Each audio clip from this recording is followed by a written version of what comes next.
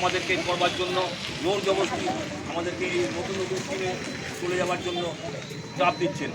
আমরা এই চাপের বিরুদ্ধে আমরা এখনও পর্যন্ত নথি স্বীকার করিনি এবং এই যে অন্যায় অত্যাচার ফোর্সফুল মাইগ্রেশন জবরদস্তি নতুন নতুন স্কিমে আমাদেরকে ঠেলে দেওয়ার যে অপপ্রচেষ্টা এর বিরুদ্ধে আমরা ইস্পাত নগরী নাগরিক সমিতির নেতৃত্বে এবং ডিএসপি ও এএসপি কোয়ার্টার্স লাইসেন্সিং অ্যাসোসিয়েশন দীর্ঘদিন ধরে আন্দোলন চালিয়ে আসছি।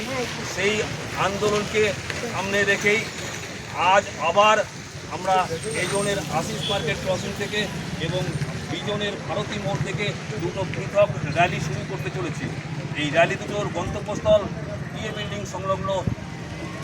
সংলগ্ন রাজীব গান্ধী মেলা ময়দান। এই আন্দোলনের মাধ্যমে আমরা কোম্পানিকে বুঝিয়ে দিতে চাই আমরা কোম্পানির চাপের কাছে কোনো অবস্থাতেই নথি স্বীকার করব না এবং আমাদের যে সমস্ত দাবি দাওয়া সেই সমস্ত দাবি দাওয়াগুলোকে নিষ্পত্তি করার জন্য আমাদের সঙ্গে আলোচনায় বসার জন্য এবং সুষ্ঠুভাবে আমাদেরকে বসবাস করার সুযোগ করে দেওয়ার জন্য।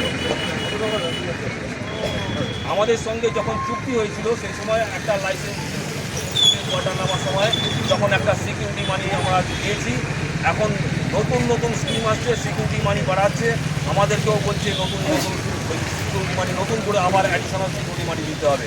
এছাড়াও যে চুক্তি আমাদের সঙ্গে হয়েছিল লাইসেন্সিং ওই লাইসেন্স ফি নিয়ে যে চুক্তি হয়েছিল